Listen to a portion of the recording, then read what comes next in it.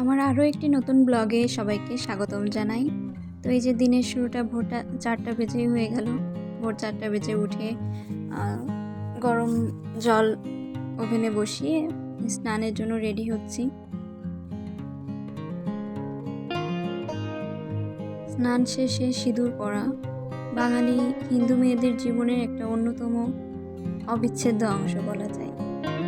তো এই তো স্নান সেরে এসে আমি প্রথমেই গীতা পড়ব এবং তারপরে কিছু সময় জব করে তারপর আমি পড়াশোনাটা শুরু করব। কারণ দিনের শুরুটা যখন আমি আমার ধর্মীয় কর্ম দিয়ে শুরু করব, তো সারা দিনটা আমার সত্যি খুব ভালো যায়। তো যাই হোক, এই যে গীতা পড়া শেষ হয়ে যাওয়ার পর আমি মালা জপ করে তোমাদের দেখিয়ে দিলাম বাইরেটা অন্ধকার, এখনো আলো আসেনি অতটা, যেহেতু শীতকাল। তো শীতকালের সকালটা সত্যিই অন্যরকম হয়।